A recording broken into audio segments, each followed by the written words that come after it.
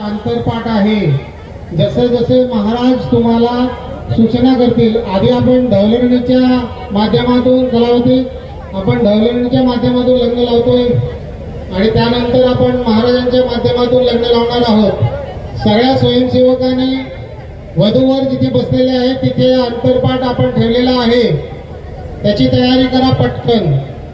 जिथे स्वयंसेवक आहेत, माझा आवाज येतो ना? सगळ्या स्वयंसेवकांनी मंडपात यायचं आहे। वधूवर बसलेल्या ठिकाणी तुम्ही सगळ्यांनी जाऊन अंतरपाठ मध्ये ठेवलेला आहे। सगळे स्वयंसेवक त्या ठिकाणी लाईनीत आहेत का? त्या विधवा महिला आजही मानतात, पण आदिवासींमध्ये ती प्रथा नाही। आदिवासींमध्ये शुभ कार्य हा विधवा महिलांच्या ढवळणीच्या माध्यमातून मंत्रजापणी होते।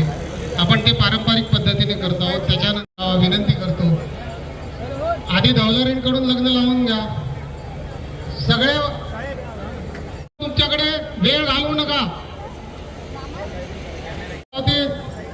इथे अक्षता वाटप, सगळ्यांना अक्षता वाटप करा। अंतरपाठ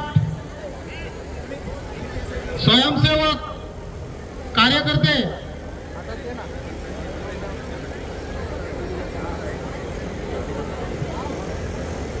काही क्षणातच आपण या मंगलमय सोहळ्यासाठी या ठिकाणी आपण लावतो आहोत। तयारी झाली का?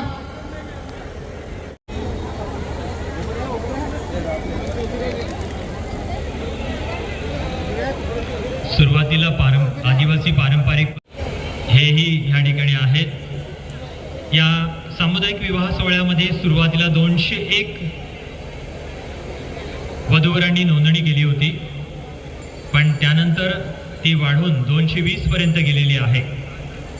8 असे वधूवर आहेत की जे विकलांग आहेत, अपंग आहेत, त्यांचाही विवाह या प्रसंगी संपन्न होत आहे। मी ढवळींना विनंती करेन की त्यांनी आपल्या पारंपरिक पद्धतीने विवाहाला सुरुवात करायची आहे।